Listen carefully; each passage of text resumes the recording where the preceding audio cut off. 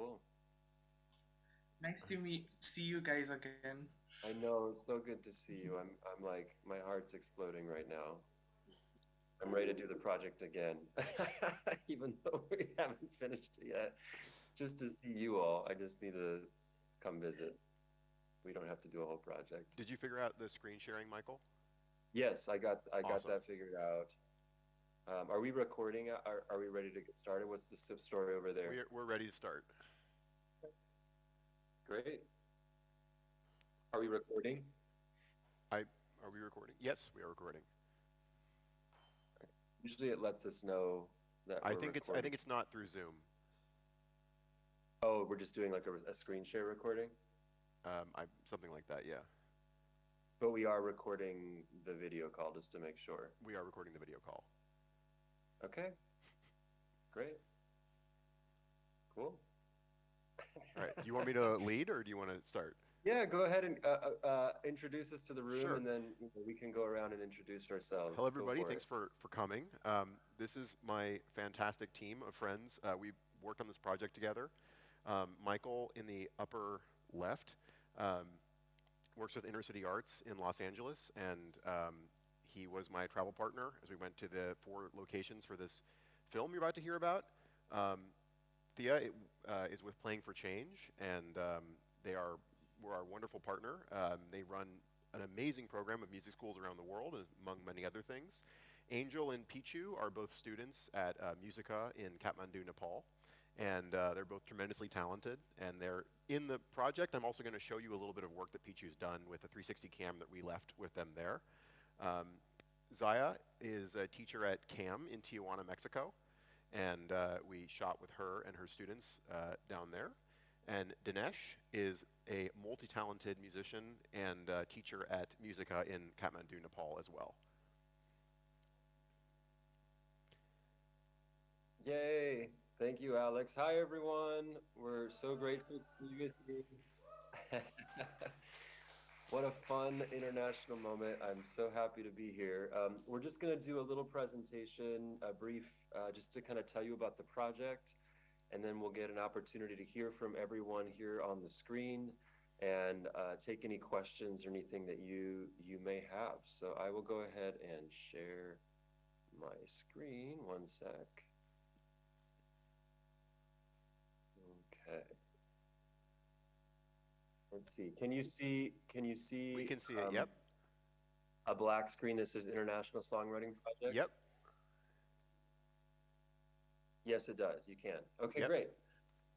Great. So this project is between 2 organizations, and I'll let Thea go ahead and talk about Playing for Change Foundation, all the amazing work that you do first. Sure. So everybody can hear me. The Playing for Change Foundation has been around since 2007, 2008. And we do music and arts programming and partnering with organizations and schools and beautiful people like Dinesh and the Musica team all around the world. I think we're now in, what did I say, 13 or 14 countries. So it's using music and arts education to not only enrich the lives of children and youth in these communities, but also to open doorways and pathways to opportunities for them, for their communities.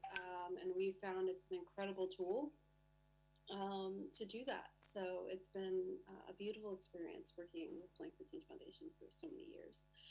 And I'm not sure, Dinesh, I feel like Dinesh and our other team members here are amazing representations of the work that we do. We also do things around international development and structural projects and things like that. So, but it all stems from music and the arts.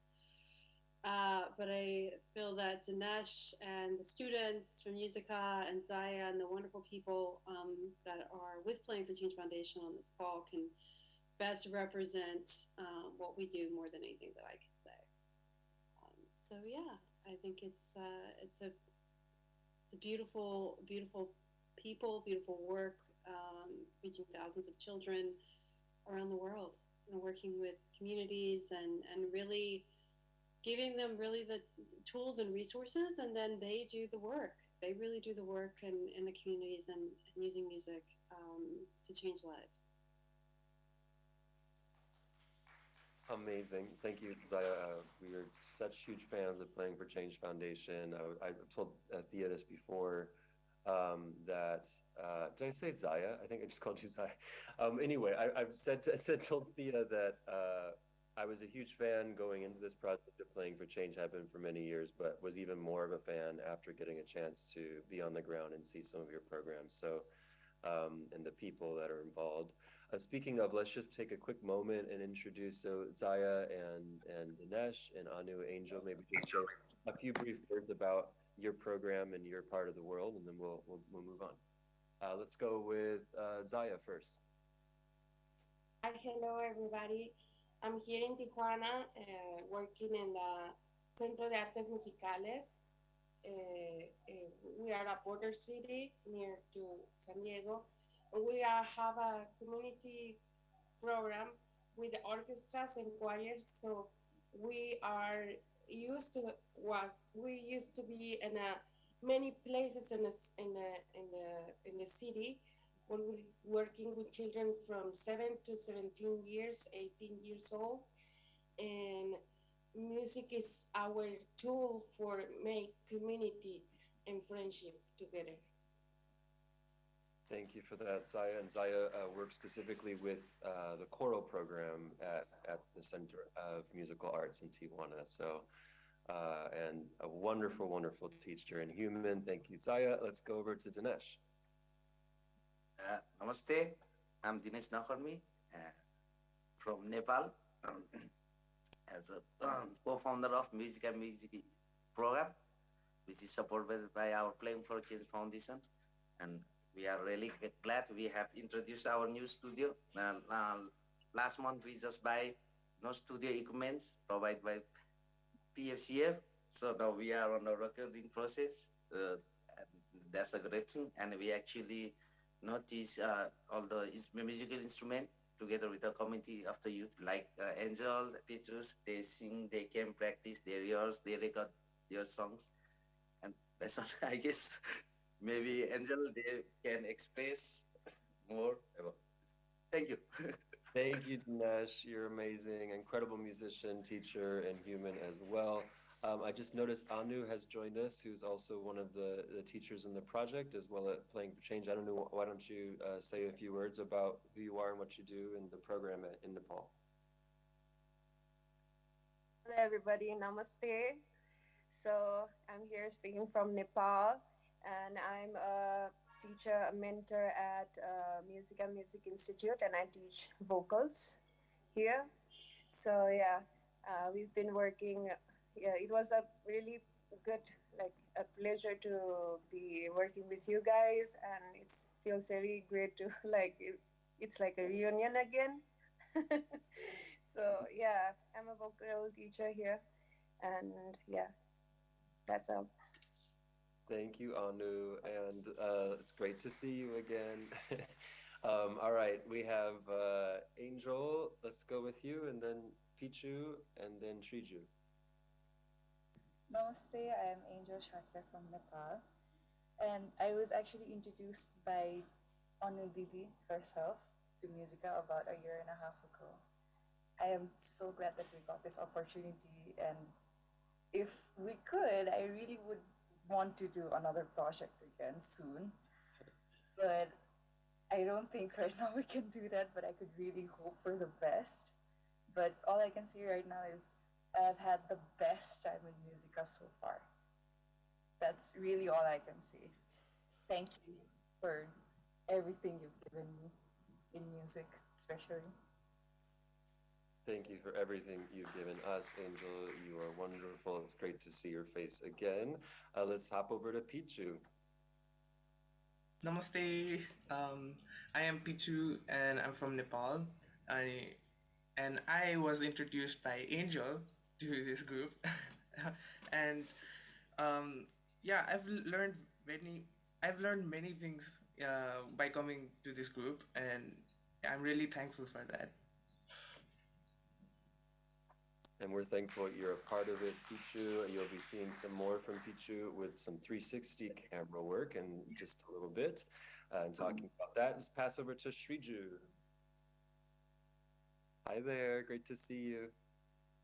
Hi, Namaste. I am Shriju from Nepal, Music and Music Nepal, and I've been a part of Music and Music since 3 to 4 years. I've been learning music, vocal, keys, and guitar here, and Musica has been a very big part of me.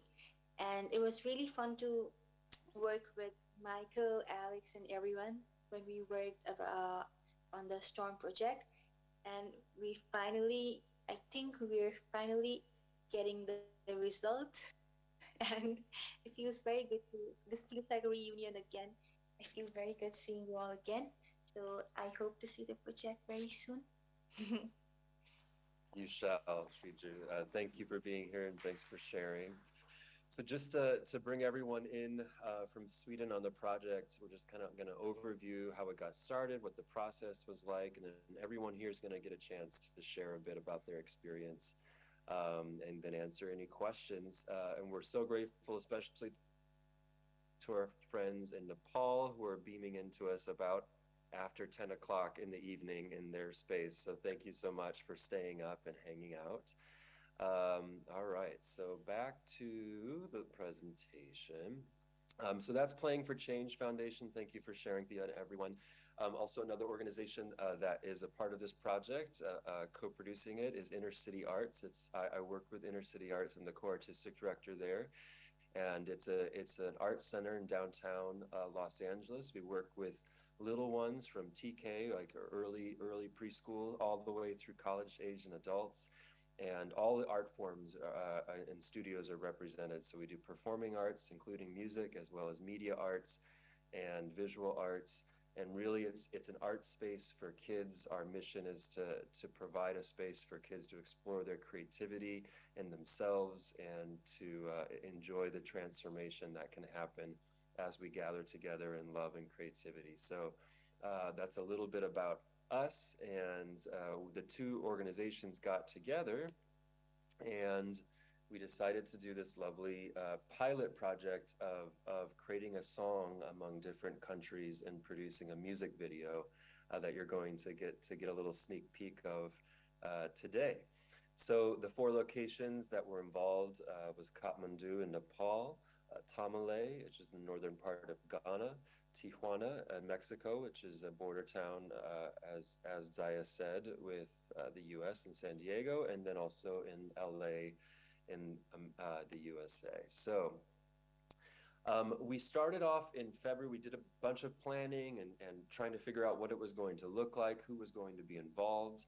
And then we started with some virtual songwriting sessions. This was during the pandemic, so we were all meeting on Zoom for a number of months from around January, February to May in 2021.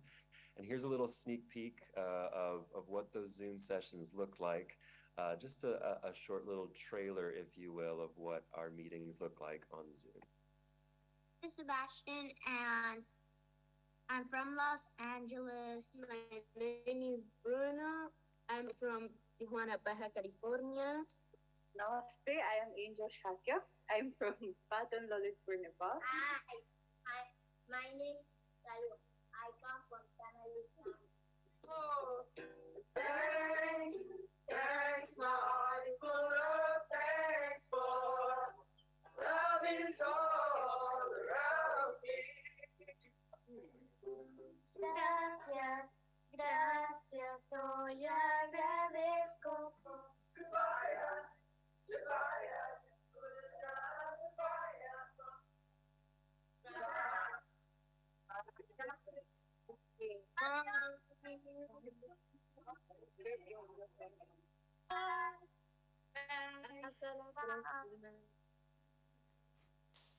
So just a little sneak peek of what it looked like. All of our songwriting sessions happened in Zoom. So basically, we were meeting virtually every week. And the process was one in which, you know, we didn't really know how we were going to go about writing the song collaboratively, but we had a spark that we put out to each group of, all right, we're in the middle of a pandemic, and the world needs a little hope and inspiration right now. So if you were going to write a song to inspire the world, inspire our global family with some kind of message, what would it be? And interestingly enough, every group came back and they had some phrase in their own language and in their culture about basically, in more or less, this too shall pass, right? In Mexico, it was después de la tormenta viene la calma. After the storm comes the calm. In every country, we had some kind of similar theme around this idea of a storm, and that the storm comes, we have a moment of a storm, but eventually it passes, and we can joy our way through it. We can dance our way through it with the hope that it will change. And so we had this beautiful theme that emerged in each group, and then every country took that on, wrote their own lyrics, and wrote their own a melody, and we worked together, and we shared the progression in between the groups. We were talking to each other. And again, all of this was happening virtually. So it's a fascinating concept that we're able to nowadays connect around the world without actually having to be in a room with each other and to write a song. And something really special that I found in the journey is everyone wrote their piece and wrote the harmonies and whatnot behind the piece. Ironically, I don't think it's ironic at all. I think it's a beautiful illustration that we're all connected. They used very similar harmonic structures, so that the songs, even though they sounded different and were very unique in their own language and everything else, we were able to, at the end, actually put all the songs on top of each other, if you will, or together with the same harmonics, and they could sing them at the same time, which I thought was just a really incredible experience that we were able to then actually record. So we record, well, and I'll let everyone talk about that in a second and that process, but basically after we did our experience of writing the song, we went into production, which was delayed quite a bit due to COVID waves, but we eventually got to get on the ground in January and February of this year, as well as July in each of the countries. And here's some little sneak peeks of what those looked like. This is Alex, who you well know, in Sweden, and Alex and the group in Nepal. We were in a temple, so we would go and scout locations and then film. And here's just a few little sneak peeks what it looks like.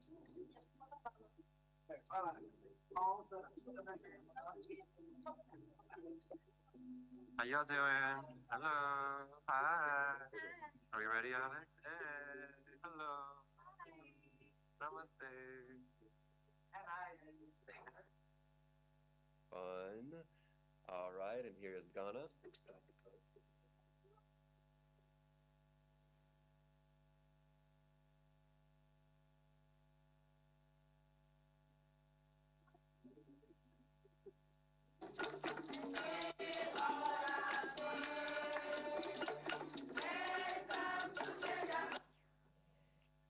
Awesome, and you can see how we're filming. Sometimes it's in certain sections, sometimes it's in 360. We'll talk about that more. You also see a picture here of Aladu, one of the leaders, the leader in Tamale of the program, and we also brought virtual reality headsets and 360 cameras and did some workshops around how to explore VR and 360 filming.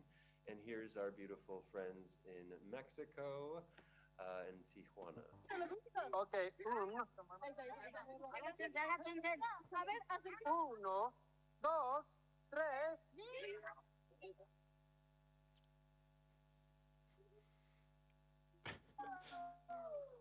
As you can see in these photos and videos, they're at the bottom there. We also did audio recordings in each location so that we could get some authentic recordings. And last but not least, we have our friends in USA, our little ones, Inner City Arts. 2, 1.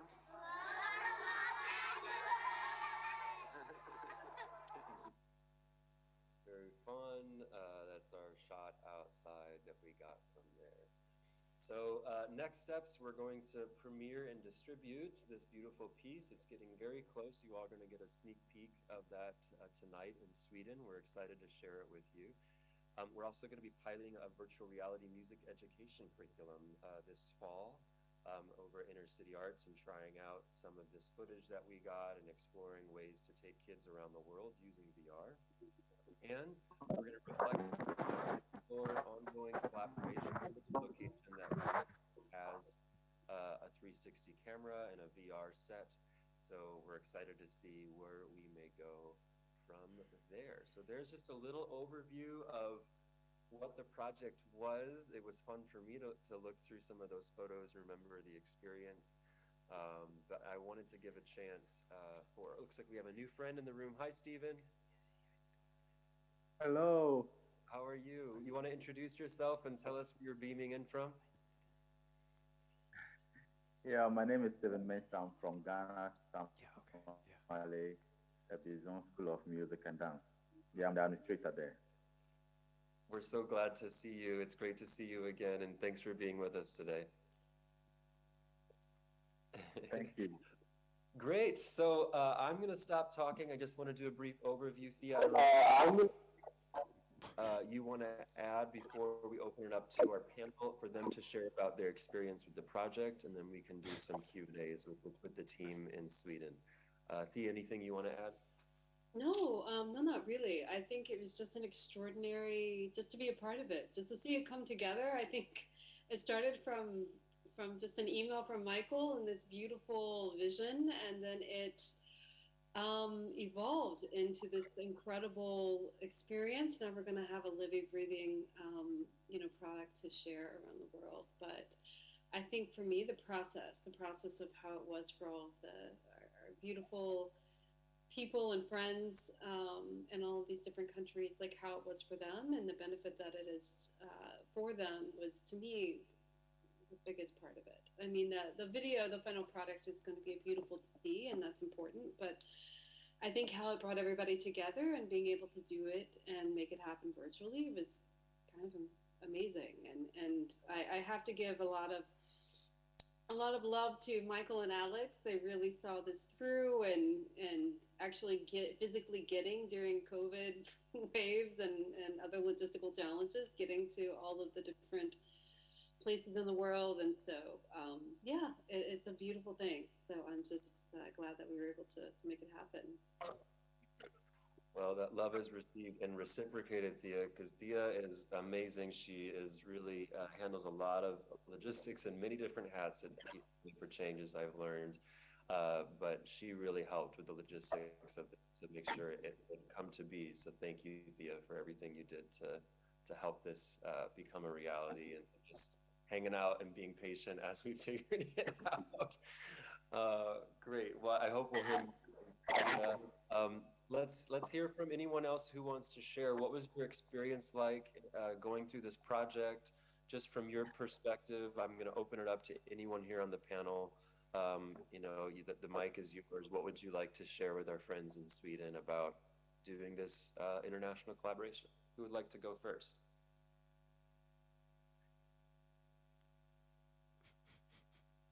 He's very polite. Zaya, I saw you on mute. Go for it. Yes.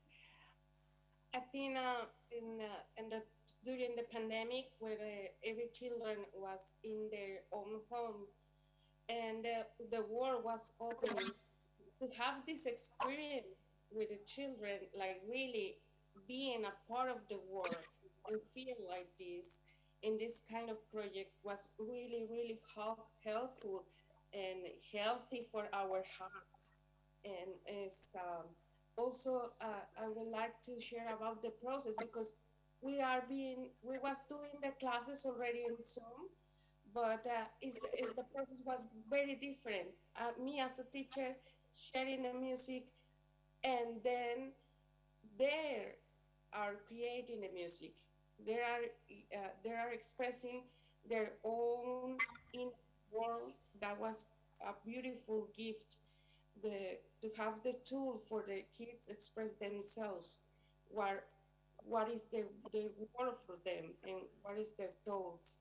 And that was so beautiful. The processing itself was beautiful, and give make a different kind of approach to the music, and that was really important to have a bigger family in creating music together.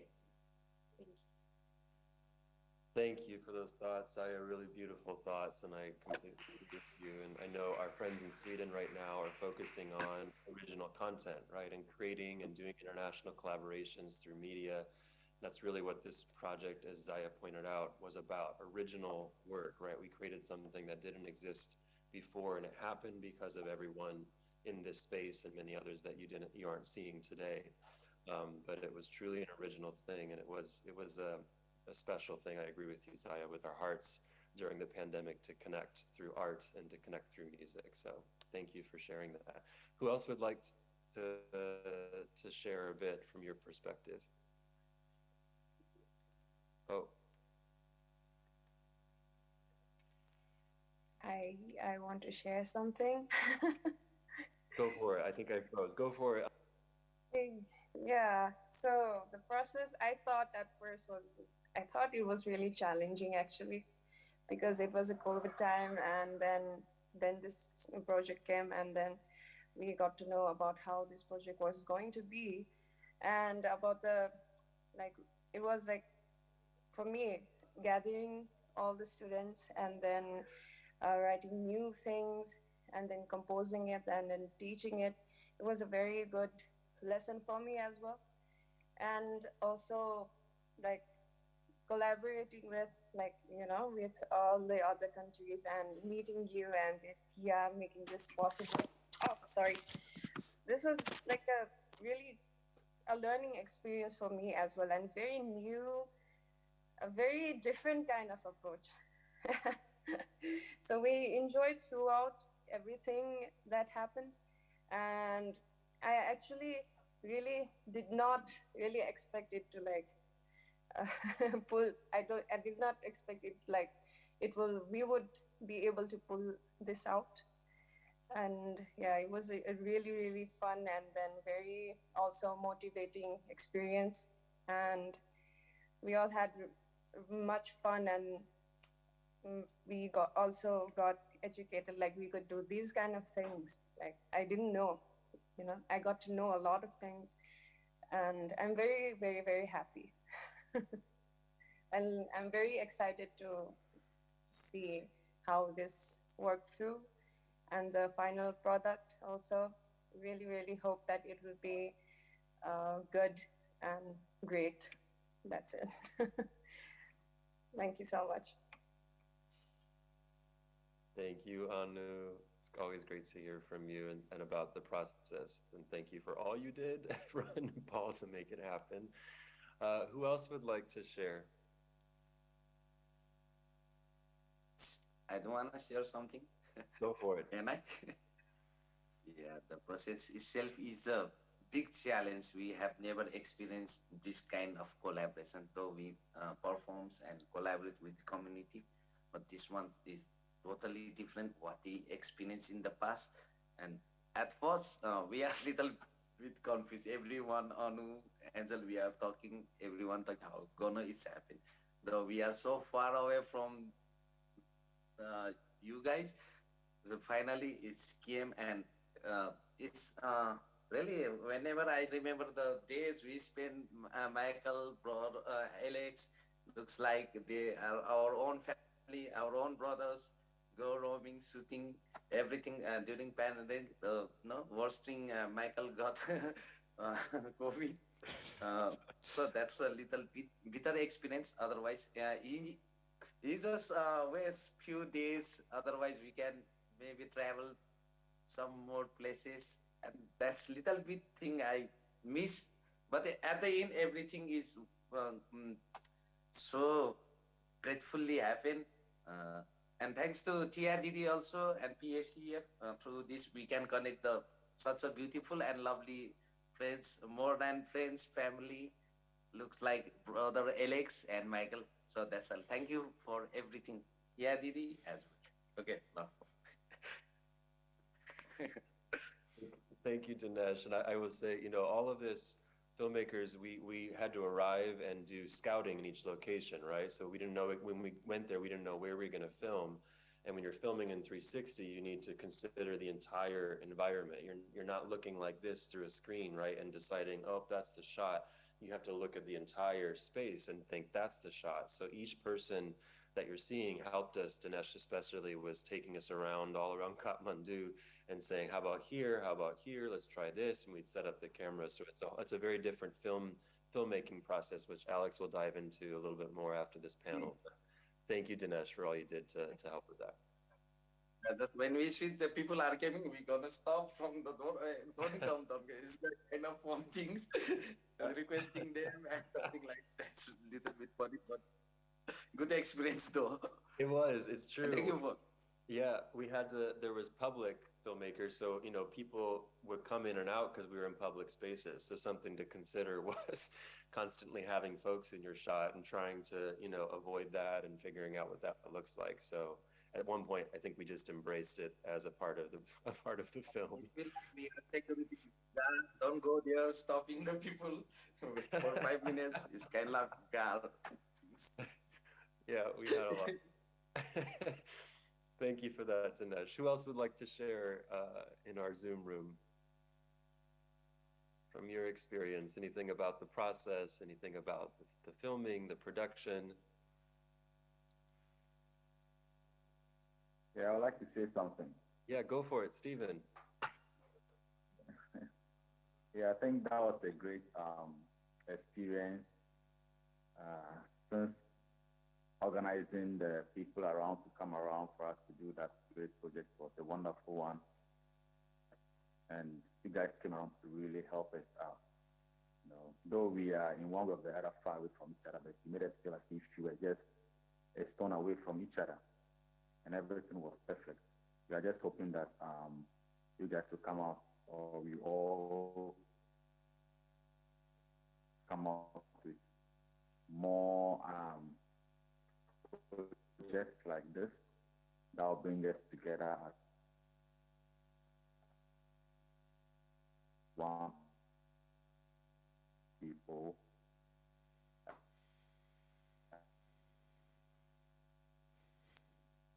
I think we got the. Well, are you all having the same issue? Hearing him? Only one. We want to thank you guys so much for all that you are doing for us. Thank you, Stephen. We lost you a bit there for a second, but I'm kind of glad we did because it's a little, I mean, I'm not glad that we did because we wanted to hear everything that you had to say, but I'm glad for this group and everyone in Sweden because this was very common for us to experience during the process because we're internationally connecting and there was many times that we'd be working and, you know, the internet would go out or what have you. So it's just a part of the challenge that you don't give up, you keep going, and eventually, you know, you figure it out. And Thea was really great with that too. So creative things that you try that are new and international and all of that, you're gonna run into challenges, but don't give up, right? Because eventually it can happen.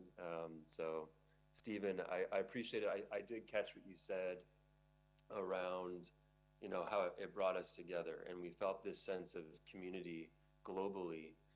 Even though, you know, we didn't actually meet each other until much later. And I think that was a really special part of this and that friends in Sweden, you can do too, in regards to the connections you're making at this summit and how that might continue to create or foster creative pursuits. It's possible.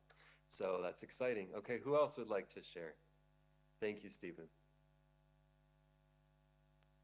I would just like to say that whenever I listen to our song, it just reminds me of whatever we've been through. One thing that makes me laugh out loud is when Michael and Alex, both of you, just casually bump into walls that are too short for you guys. It just makes me remember that we had way too much fun. And one more thing that was weirdly funny was how we would all go around the 360 camera and chant out the word BB and dance around. It was really fun. The most fun time I've had with friends. That's all I'd like to say. Thank you, Angel. It was fun. Just for folks in Sweden, the reference to BB, we named the camera BB, so we always refer to BB as such. Thanks for the laughs, Angel. And thanks for sharing. Anybody else? Pichu or Shriju, would you like to share anything?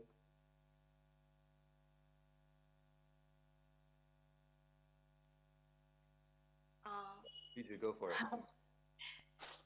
Okay, the whole process of the shooting and production, composition, everything was so fun because when we first talked about the whole video, the full music video, everyone was so confused because it was all online, and we did not have the complete idea of how things were gonna be, how things were how we would settle everything.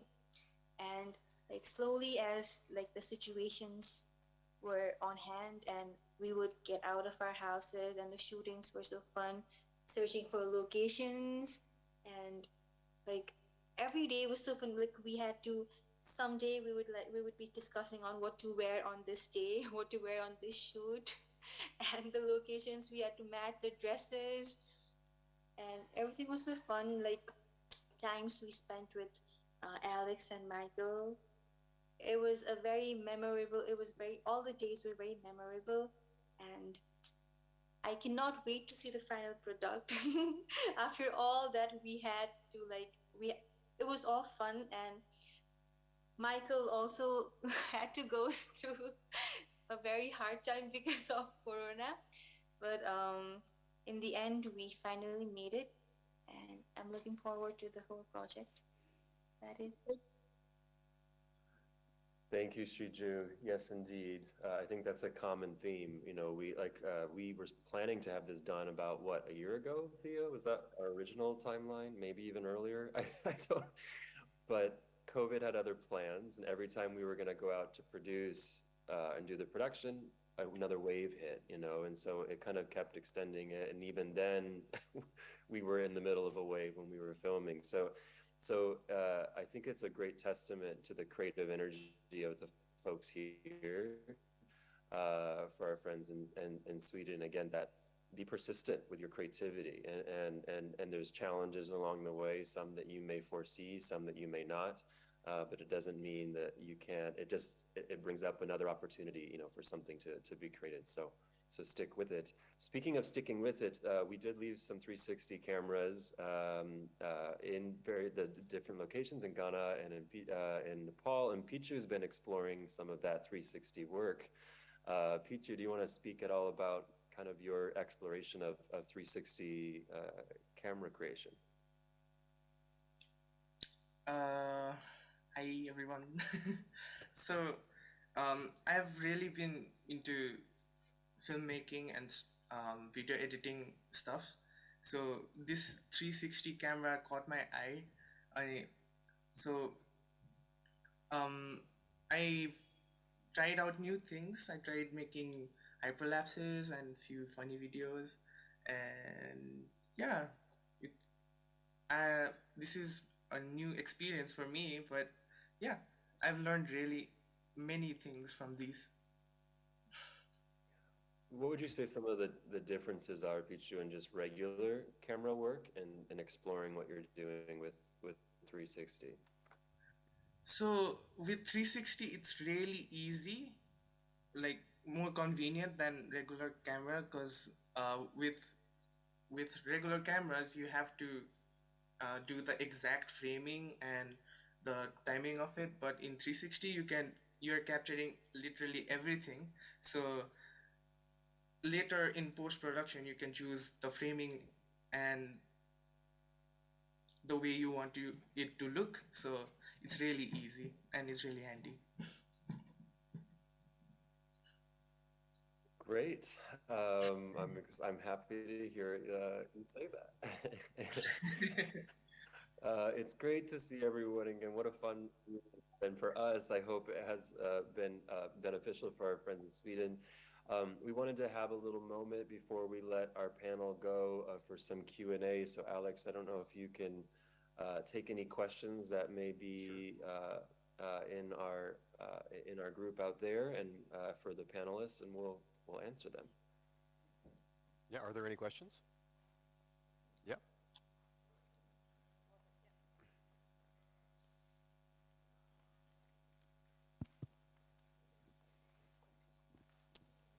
Hi, my name is Jonathan. I was just wondering, since you said that you teach different art forms at Inner City, what was it called? Inner City Arts. I was just wondering, what's your personal favorite art form? Yes, well, mine is definitely music. I teach theater as well. I was an actor for many years, but music is definitely my passion, and especially international music. So I was really grateful to explore this project with Playing for Change Foundation. But music is my thing for sure. Yeah, we saw the one photo with your short hair during your acting time. That's great. Can you show? Another chapter. With short hair, and you just look like something like Brad Pitt or kind of, no, Mr. Casanova, something like. Funny. Okay, any other questions from Sweden? Anybody else? Yeah.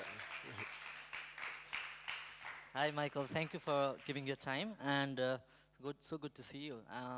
Actually, I was talking with Evelyn about the possibility of we making one of the 360 videos on one of our films. So we don't know. I mean, like, we can possibly try for the next year or the after, the coming summits. And speaking about the 360 video, our friends back in Nepal, we also have this office back in Nepal. We have IYMS Regional Center in Nepal, in Kathmandu, and we're doing all sort of things with UNESCO. It is basically about culture, arts, and sort of things.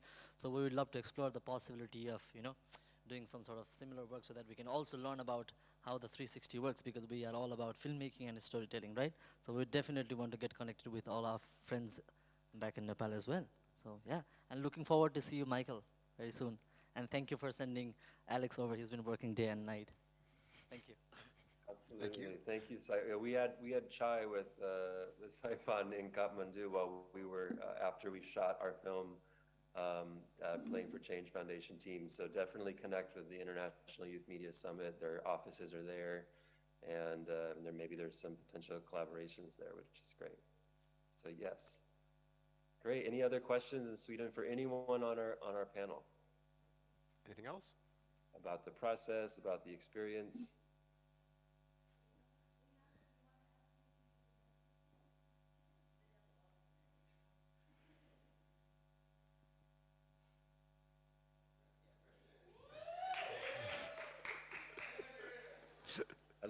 I love the enthusiasm over someone wanting to have a question. I think that's great. All right, how you doing? I'm doing good, man. So how does 360 filmmaking is a very particular kind of art. How does one work or get introduced to such a specific mode of filmmaking, and especially how can one get access to it at present? I didn't quite, did you ask about, Alex, was it about how does one get exposed to this type of filmmaking and then have access? Was that the question?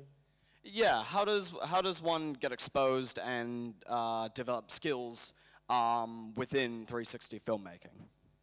Great, and what's your name and where are you from? My name is Brendan. I'm the delegate representing Australia. Wonderful, Brendan. It's great to meet you. Thank you for the question. Well, good news. You've been exposed today, so that's one part of it. And Alex is actually going to, after this conversation, talk a lot more about 360 filmmaking and VR, et cetera. So you're going to get some more education today about what that's like. Too expensive. Some of the cheaper cameras which Alex will talk about, and that that Pichu's been exploring, are pretty accessible compared to some of the more expensive cameras. So there's ways that you can actually get access and just start to explore it. And like anything in life, we learn by doing. So just doing it, exploring it, trying it, you're going to learn more. But good news, literally today, right after we stop our Q&A, Alex is going to share more about that. And you're going to actually get in the headset today, all of y'all, and get a chance to see a sneak peek of our production. Yeah.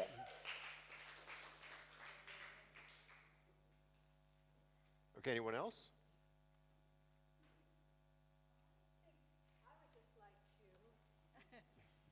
Evelyn. Hi, Michael.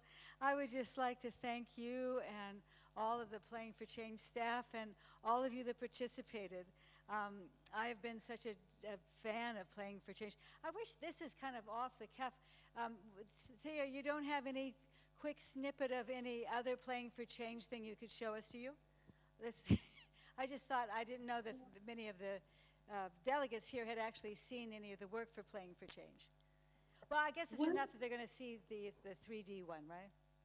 Yeah, I think we have a lot of stuff. We have things that we've done through Playing for Change Foundation about our programs, and then we have what you may be talking about, Evelyn, I'm not sure, but Playing for Change, it's a for-profit company. It's how the foundation kind of came out of that.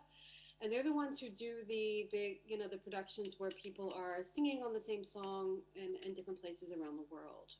That's how Playing for Change started, and then it ended up becoming the foundation, or part of it became the foundation that we're working on now. So I can maybe pull something up, or I don't know, Alex, if maybe that's something you can also share with the group. Yeah, I can share them some stuff just from your website. There's some stuff that's really cool. I'd love to show them that you've done. So yeah. I mean, and so the work on for the Playing for Change Foundation, at least, the video work is done by a very small group of people, like 2 people, basically, like a couple of people. Basically, a couple of people on our foundation team do most of the camera work and the media work for our Playing for Change Foundation videos, and then for the playingforchange.com videos, the Stand By Me and Songs Around the World, that's done by a bigger team. Still small, but bigger than we have on the foundation. So, well, it's wonderful what you all are doing for music education, because music really, to me, is what connects us together. And so I want to thank all of the participants that were here and shared their joy with us tonight. It was so obvious what you and Michael and Alex have created with this project, just because of the joy that came out of the faces there. So thank you very much from all of us in Sweden to all of you around the world. Thank you. Thank you. Thank you, Evelyn. Thank you, everyone. Zaya, Anu, Pichu, Angel, Dinesh, Sriju, Stephen, thank you for being here and taking time out of your schedule to celebrate what we've done and share a little bit about what we've done. Just so you all know, they're going to have a little workshop with Alex now around VR and 360. You're welcome to hang and just listen in if you'd like. And then they're going to get a chance, y'all might be a little jealous, to actually get in some headsets and see some of the footage. But don't worry, you will see it soon, I promise. So any last words, any final words before we wrap up?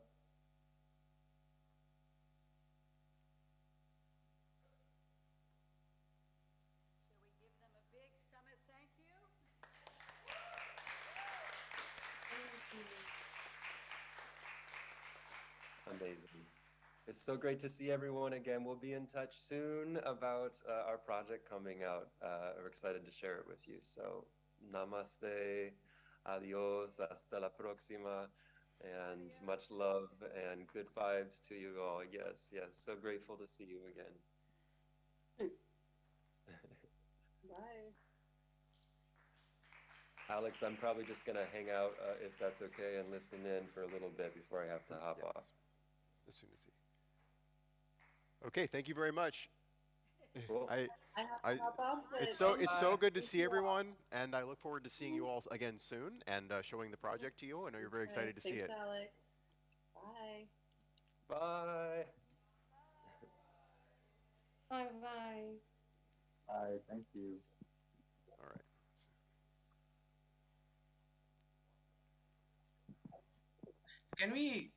Can we guys hang out a while too? Oh, this. um. I think you said, "Can we hang out for a little while?" And then you ended the meeting.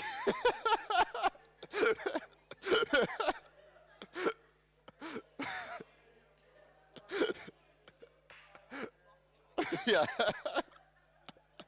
Okay. Well, um, poor Pichu.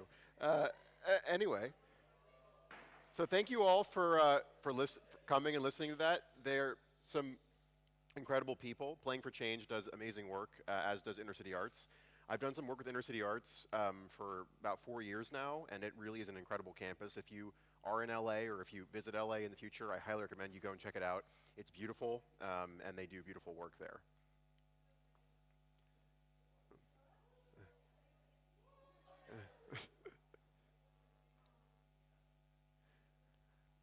Okay, so I want to talk for. I assume most of you already know what VR is, what virtual reality is, but I just want to quickly talk about what it is and what it isn't. So the kind of continuum of what we call mixed reality is everything from augmented reality, which is like when you Snapchat, whatever you're looking through your phone, that's layering information on top of the real world.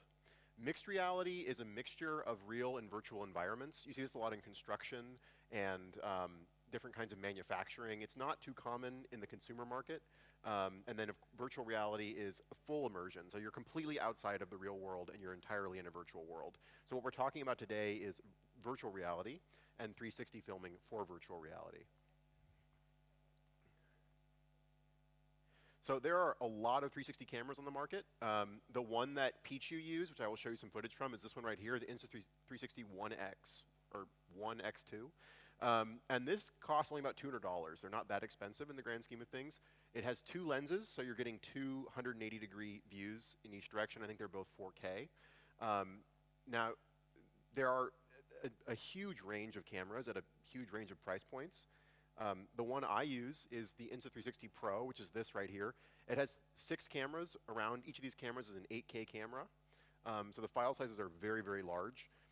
The distance between the 2 cameras is approximately the same as the distance between your eyes, and that creates the 3D effect when you put on the headset, so you can see depth.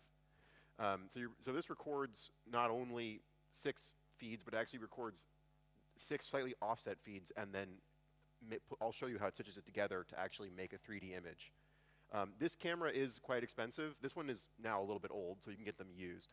But these cameras tend to be in the thousands of dollars. But again, you can get a 360 camera for $100 or so used, or $200 for a new one. This is what it looks like when it's set up. I mean, you can see it right here as well. We shot this same. We basically just took a ruler and or measuring tape and pulled it out from the base of the camera to make sure we had our actors the same distance around the camera, so when you go from place to place, they stay in the same position. One of the things when you're filming 360, you can't get too close to the camera because it starts to warp, because again, it's creating an image that's circular. So if I get really, really close, my face is gonna be like warped like this, which looks really weird. So you have to stay 3 feet back from the camera at all times. And here's me explaining to a monkey how it works, but he didn't really care that much. This is in Nepal. You know, I don't know. I didn't ask him.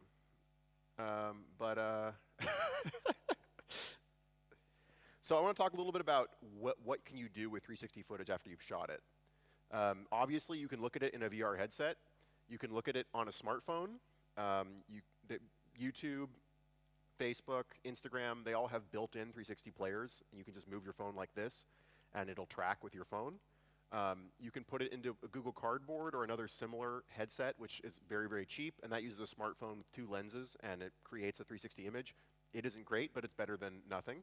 And then there's full-on dome projection, which is very expensive, but can be done. In fact, I was blown away when I saw Chloe's project that she made, where she built her own 360 dome, which is extremely cool.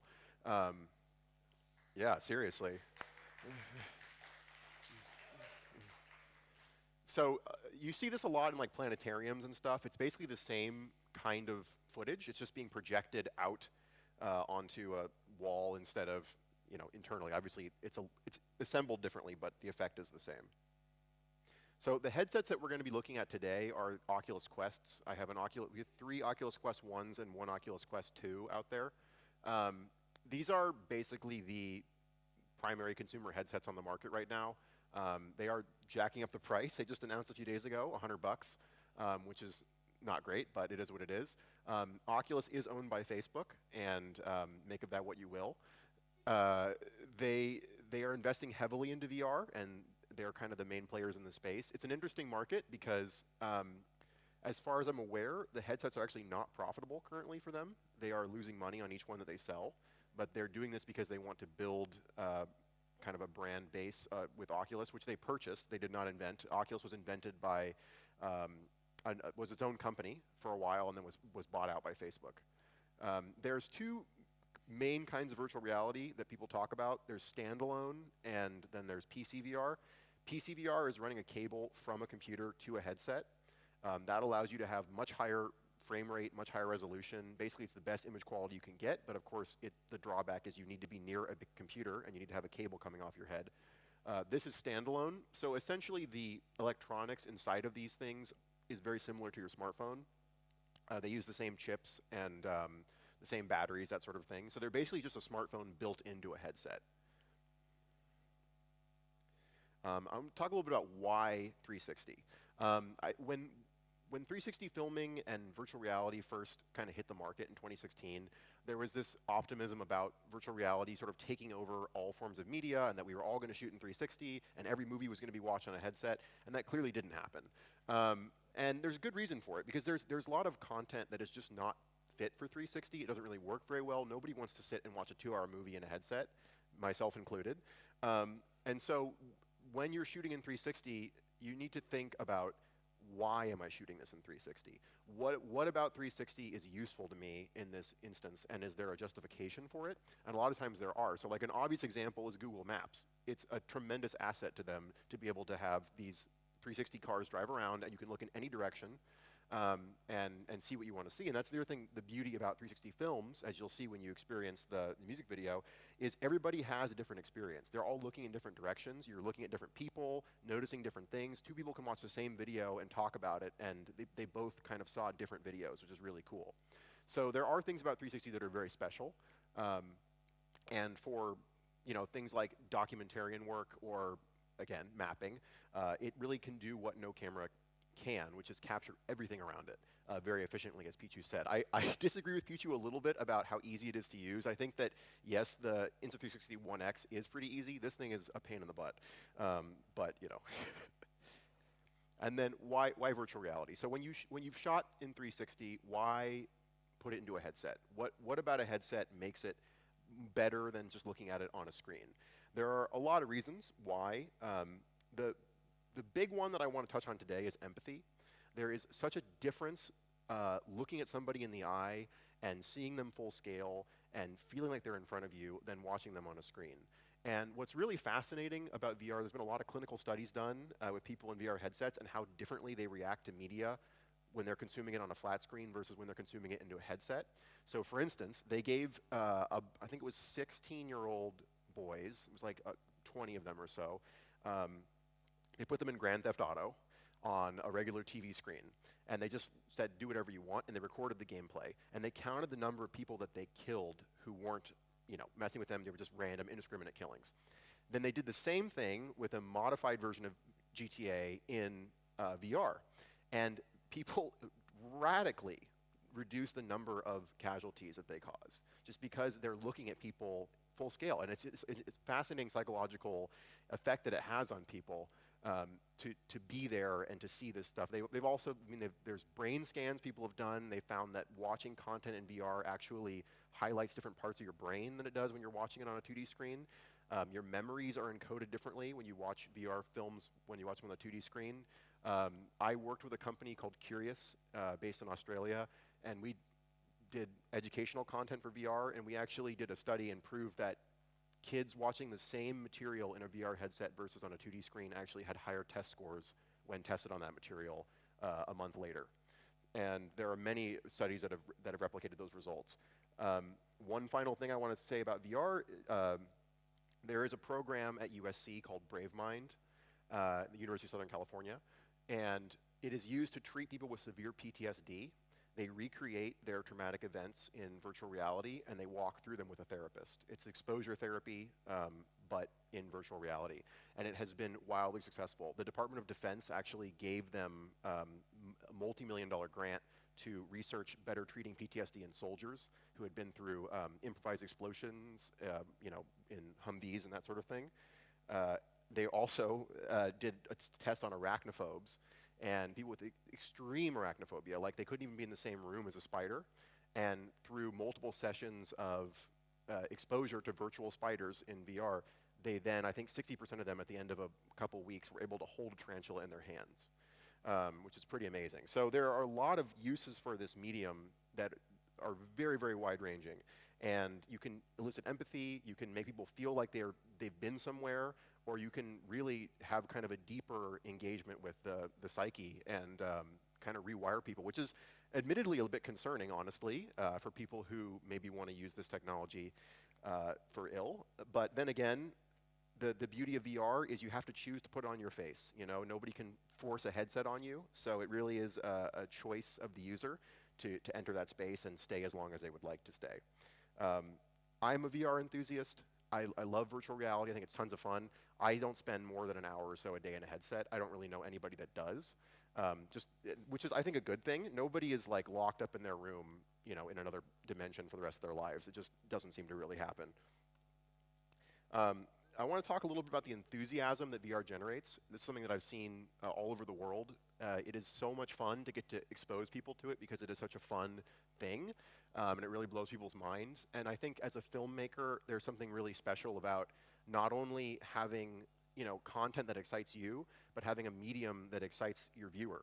And as an example of that, when I was working with that company that did the educational content, these kids waited 45 minutes in line to watch a biology video. So, I mean, if they'll do that, they'll watch just about anything on it. And VR has a tremendous benefit of being a huge generator of enthusiasm. People are interested in it. They want to know what's happening. It's kind of a mystery because you can't see. So, you know, the medium itself is sort of an interesting thing. I'm going to talk a little bit about, very briefly about the workflow, what it takes to go from shooting with this camera to having a thing you can watch in the headset. And I'm actually going to just go ahead and show you. So I went to the church across the way here, and I took a couple photos with this camera. These are 8K 3D photos. And you can see how each image from each lens looks. So it's a kind of a circular fisheye lens, and you just get 6 of those in a folder. You drop them into a stitcher, which is what this is, and you tell it, I'm going to tell it that I want it stereo, so 3D. The resolution is 8K, and it's going to be really fast to stitch this because, you know, it's just one frame. Nope, doesn't want to do it. All right, well, you know what? I will show you one that I've already made. So this is a stitched image. This is from Ghana, and this one you actually can't tell. Some of them you can tell the stitch lines. It uses a thing called optical flow, which is actually quite amazing. So traditionally, the first generation of VR cameras, they took the 6 images and they just seamed them together. They sort of blended the frames at the edges, and you would get this kind of weird warped line where the frames came together. But now there's optical flow, which actually looks for objects in the line of the seam, and if it detects an object, it stitches around it. So you get really smooth stitching, and it looks really, really good. Now, occasionally, you can get little bits of weirdness, but generally, it's amazing how bulletproof it is. And here, as an example, is the plaza in Mexico, and you'll see this as a video in the headset, but it looks really quite smooth. One thing I want to say, when you're shooting in 360, the sun is your worst enemy because you cannot hide from it. And if you're shooting during the day, if it's not cloudy, you're going to have a giant white sunball in your image, and it's just the reality. I think the kind of the philosophy of a lot of 360 filmmakers that I've talked to is that 360 is more of a documentarian's game than it is for narration, in the sense that you really can't control your set nearly as much as you can when you're shooting with a traditional camera. You have to kind of accept, like Michael said, when people are coming in, that just that is what is happening, that is what you're recording, and there's only so much you can control. Obviously, we try to control it as best we can, but it's just the reality of it. All right. So they kind of already covered this. We produced the audio separately. We recorded each group of kids in their subgroups and mixed it on site. What was really cool is we actually had each of the schools mix their own track. So the master track is 4 separate tracks together, but each of them were individually mixed by their own audio engineers. And it was amazing to have each. I think that one of the things that we were kind of afraid of was over-directing this and kind of coming in and being like, okay, here's what you're going to do. But what we actually ended up with is this really beautiful collaboration where each of the teams independently produced their own song. They produced their own costumes. They wrote the lyrics. They picked the locations, and they really showed their country in the way that they wanted to show it, which was really cool. And I'm very grateful to have been a part of it. This is in Nepal. The last scene that we shot, which is the first scene in the film.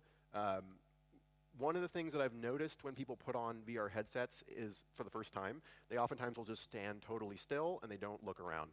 So to encourage people who are wearing the headsets to look around and realize that they even can, we kind of invented this device where Anu lights a candle and go around and lights everybody else's candle, so it kind of guides your eye through the scene. And as filmmakers, you know, it's something to consider if you're working with 360. How do you guide the viewer? Because you can't control what they're looking at, so you have to create, you know, motion or create objects in your scene that become focal points and guide the viewer around what you want them to see.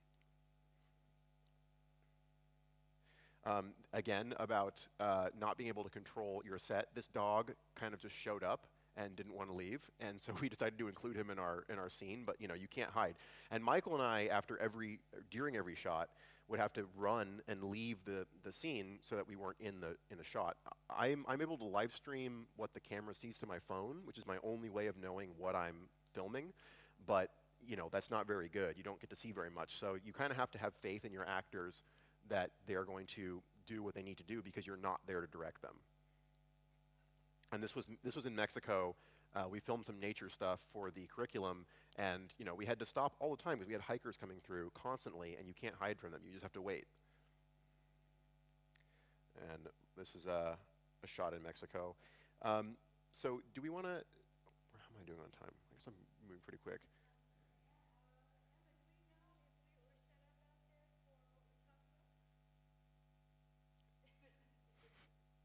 Oh, she's gone. Sure. Yeah, so I think what we're going to do, so I'm limited by the Wi-Fi here because we're streaming the video. I can only have 4 devices connected at once. So we have 4 headsets out there, and I'm going to talk a little bit about the future of virtual reality and the future of immersive filmmaking. And while I do that, we're going to take groups of 4, and you can go out and you'll watch the video. It's 6 minutes long, and then you can come back in, and the next group of 4 will come out. Yep. Oh. What?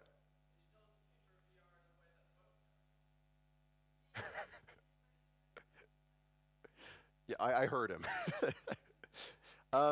Sure. So I want to talk kind of generally. Okay, so real quick before I get that, let's talk about creative uses of VR. So I'm going to show you a film that Pichu made with the 360 camera.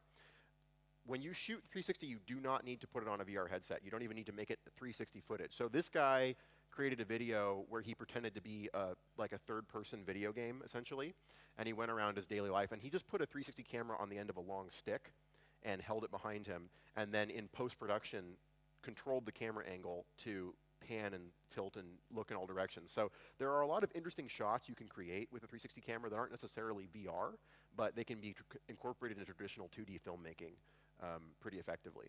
Yeah.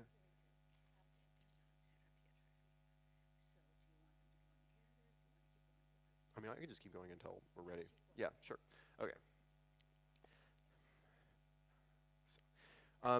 The other big market for virtual reality obviously is gaming, but also simulation and other kinds of experiences. This is an exhibit that I did for the Battleship Iowa in Los Angeles, and it's a flight school, so we taught kids how to fly all kinds of aircraft in virtual reality, which was tremendously fun, and it's quite a different experience than doing it on a small screen.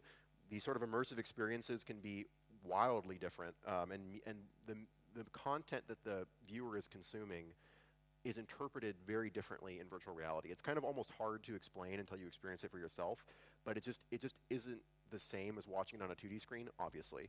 But even the kind of content that you want to show people changes because the medium is both restricted, but also has this amazing feeling of immersion and being there physically. This is quickly just talk about the educational side of this. At Inter-City Arts, we have a virtual reality curriculum, which we had before the pandemic, and we're now starting again in the fall. And this is both kind of cultural, to travel around the world and interact with people and get that empathy and that sense of understanding, but also we have a STEM module as well. We kind of have like some magic school bus style stuff where we shrink you down and you go and do the immune system and see how it all works, immersively, which is really cool. And I really believe there's a tremendous amount of opportunity in education for virtual reality because it's transportive. You can go places you can't go otherwise, and you can give people experiences in a way that it's very difficult for you to replicate in 2D medium. So I know all of you are not going to go out and immediately start shooting in 360. Some of you may never shoot in 360. That's totally fine. I kind of joke that I am an evangelist for VR, but really what I want you to think about more generally is new tools, new technology. How can you leverage new technology in your filmmaking and in your media creation? There are really an amazing array of things that are coming out every day that make it much easier and quicker to produce media content, and exploring those worlds, reading the latest tech news and all that stuff can massively speed you up in your process. For instance, these are two images that I created yesterday or the day before yesterday in about 5 minutes. They were created by an artificial intelligence. I gave it a picture of Jupiter and a picture of cloudy sky, and it gave me this. I gave it a picture of Van Gogh painting and a picture of downtown Los Angeles, and it gave me this. This took like 30 seconds. So using these neural nets and artificial intelligences and all these different tools that are now available, you can rapidly iterate just so much quicker than was previously possible. Another example, I had a client at the Children's Museum of Stockton. They had a space exhibit, and they wanted to hire an animator to animate some space footage for them, essentially. And they had a budget of about $5,000 to do this, to hire this person to do all this work.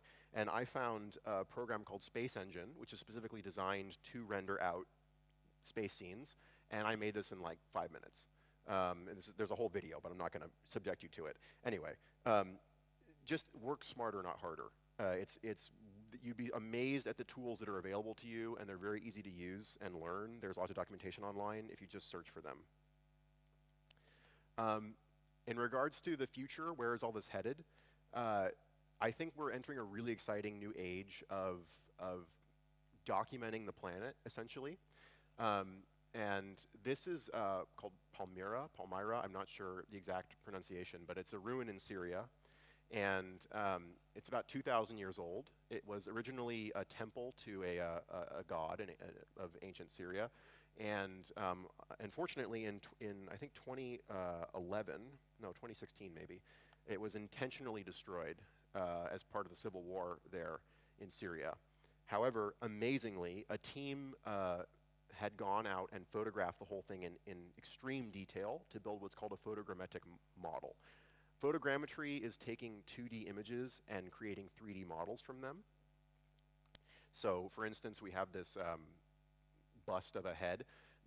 You take enough images that you cover every part of the surface, and then a computer algorithm builds that into a 3D model, and really fast. It can take only a couple hours to do this. And then you can use that 3D model either in a virtual space, in virtual reality, or as a prop, in post-production or whatever, or in this case, for historic preservation. So this ruin is now completely destroyed, but future generations will be able to study and appreciate it, maybe not in full detail, but it's better than nothing because we have a very high resolution model of the site that's photo accurate and accurate in terms of the geometry.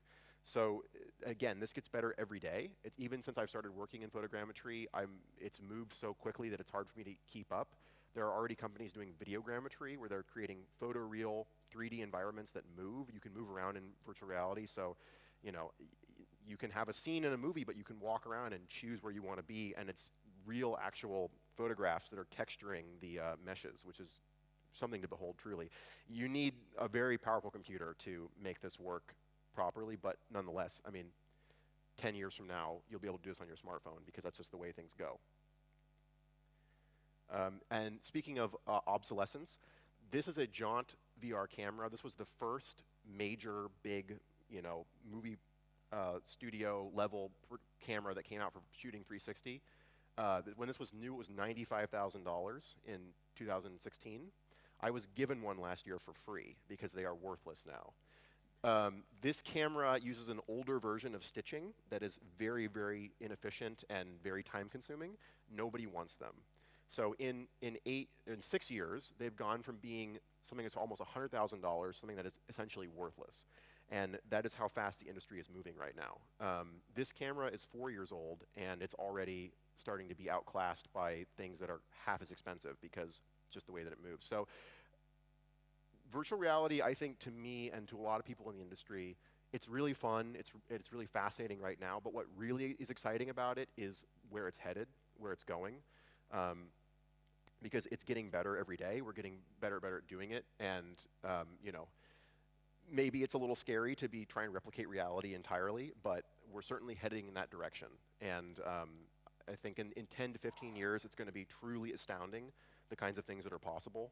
I think in a lot of ways, media creation might be even kind of unrecognizable to how it currently is, because we're going to be able to create entire virtual worlds more or less instantly. I don't know if any of you have seen, but the latest Lion King movie that they shot, they actually put VR headsets on the cinematographers and the cameramen, and so it's a CG film primarily, and in order to get the shots they wanted, they put VR headsets on the cameraman and had him move a virtual camera through the virtual space and coordinate with the actors who were doing motion capture and all that kind of stuff. So just the way in which we're mixing reality and digital environments is pretty astounding, and it's not going to stop. It's going to get more and more intense. The studios are heavily invested into this technology, particularly photogrammetry. Prop departments and you know, post-production departments can scan, like for instance, 100 rocks. Instead of having a 3D modeler create rocks for you from scratch in a 3D modeling engine, just take pictures of them and turn them into 3D assets and drop them into the scene. It's so much more efficient.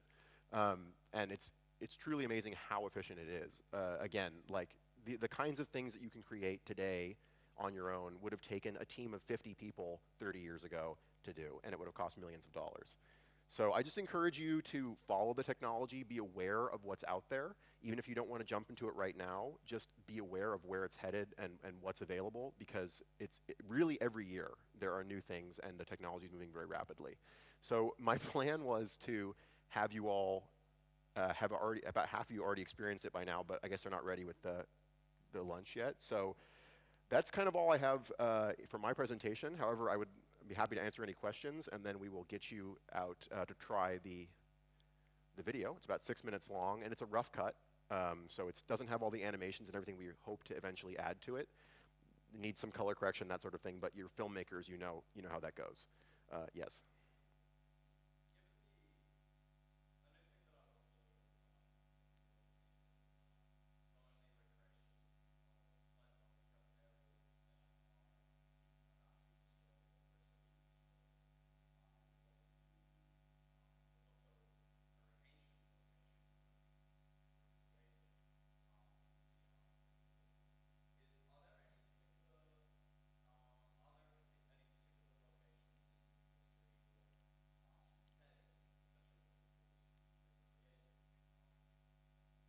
Oh, absolutely. Yeah, I mean, I'm a huge history nerd, and I think that the ability for us to basically time travel in virtual reality is tremendously exciting.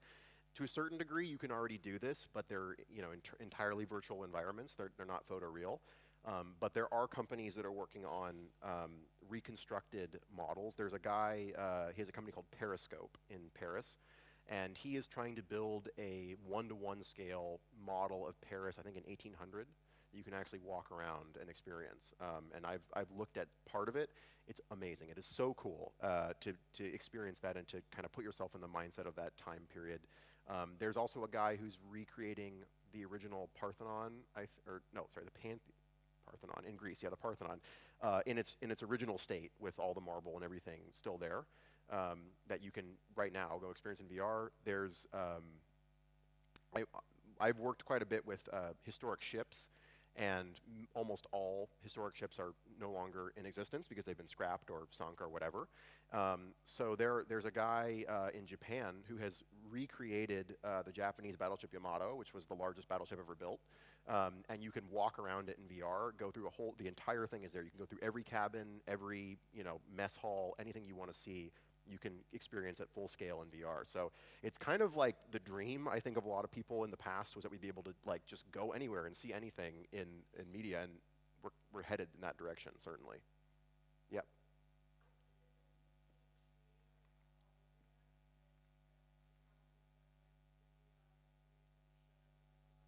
Mm-hmm.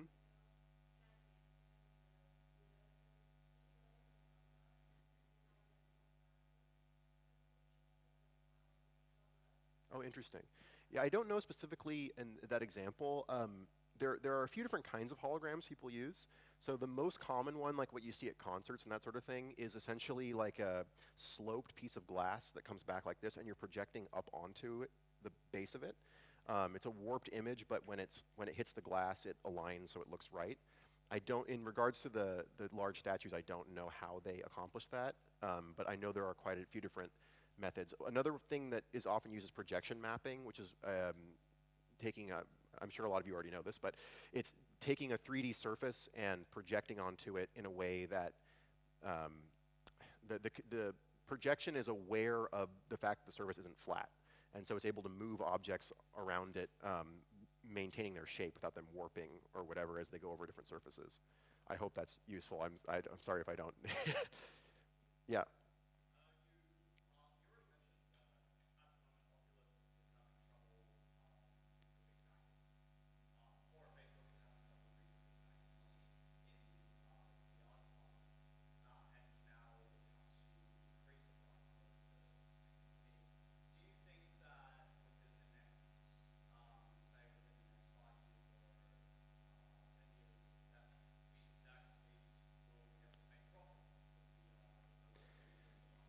Yeah, that's a great question. So there are companies that are profitable. Facebook is not one of them with virtual reality, but like Valve, which makes Steam, the game platform, they have made a headset called the Index, which is often considered to be the best headset on the market. It's more difficult to work with because you need tracking. So this is a brief tangent, but there's two ways to track a headset in virtual reality. There's inside out and outside in. Outside in looks for the headset, inside out looks at the room. So Valve has been profitable, HTC was profitable, they made the Vive, and Oculus was profitable prior to being acquired by Facebook.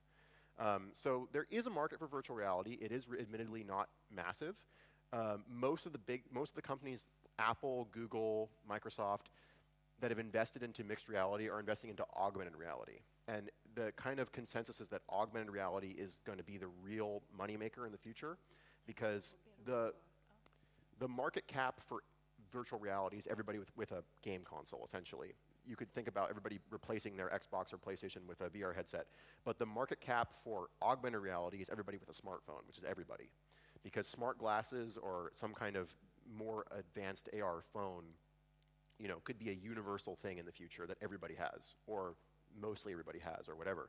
So there are billions and billions and billions of dollars being poured into AR research right now for devices that won't hit the market for 5 to 10 years, because we're just not even close to that level of tech. But the companies are aware that it's coming, And Apple, every 6 months, there's a new rumor of an Apple AR headset that never materializes, but it will eventually materialize. They definitely are investing in it, and they definitely do see dollar signs in the technology. In terms of Mark Zuckerberg's vision of the metaverse, I don't personally think it's going to work, but, you know, what do I know? Yep. Do you remember your first like interaction with AR or any sort of like augmented I reality? do. Like Oh, what- augmented reality. Oh, yeah, like any sort of like form of like reality, like AR, MR, or VR. Yeah. Like what got you into like the world of 360? Sure. Yeah, I do remember my first time ever being in VR very clearly. It was with a Gear VR, which was a thing Samsung used to make where you would stick your smartphone in and pop it in. And I watched a video of some elephants in Thailand, and I just was like, I remember right at that moment being like, this is going to change the world. This is unbelievable. I cannot believe this is even a possibility. And again, I've always been excited by VR as something that is going to be even more special than it is currently in the future. Like it's a forward-looking thing. My first AR experience was probably Snapchat, honestly. I mean, Snap Inc., which owns Snapchat, are probably the global leaders in AR. I know it sounds kind of weird because you don't think about them that way, but they are. I mean, their facial tracking technology and the way they're able to put the weird mustaches on you and whatever, that's actually like pretty amazing technology that they've developed. And it's in the future going to be, I think at the shareholder meetings for Snap Inc., it's the ones that I've read about, Snap doesn't talk about Snapchat. They don't talk about how much money they're making in Snapchat, which is basically zero. They talk about the technology they're building through Snapchat to eventually create an AR platform that is massively profitable. It's a long-term investment for this tech. Yep.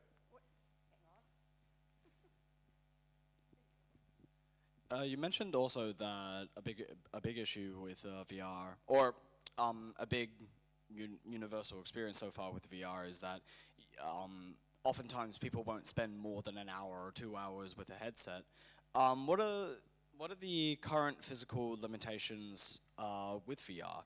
Are there any that are there any limitations with it, say biological or otherwise, that, or economically, that make it seem that doesn't seem foreseeable to fix the issues that are there currently?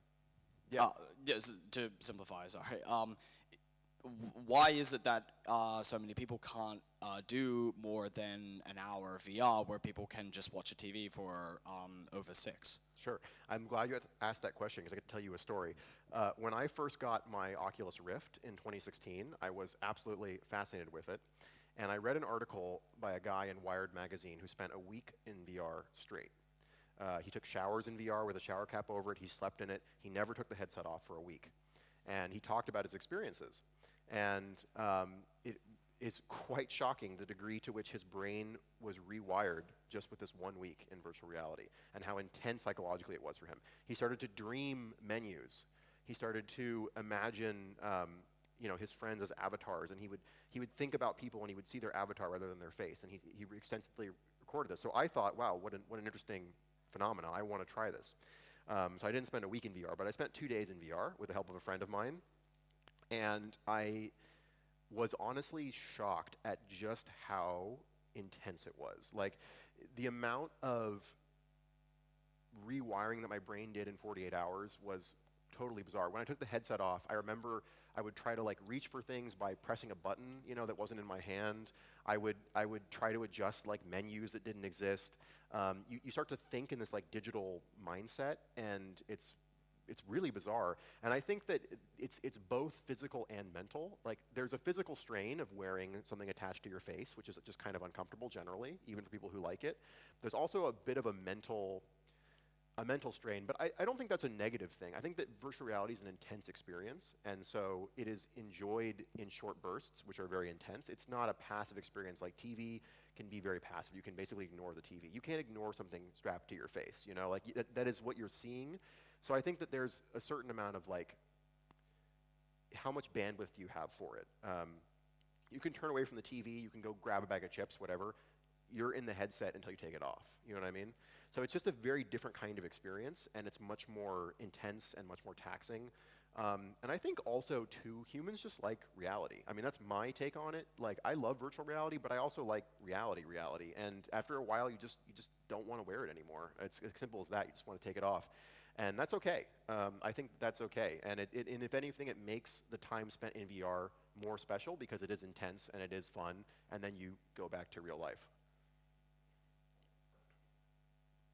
Anyone else? So to answer your question, I don't personally think there will ever be a time when people are spending 6 hours a day in a headset. I don't. I think there will be a time when people are spending 12 hours a day looking through AR glasses, but not VR. All right. Are they doing it now? Yes, they are doing the Got it. Okay, if there's no more questions, there's Fika, so you can go get Fika, and then forward a time, we'll put you in the headsets and you can see the video. Thank you.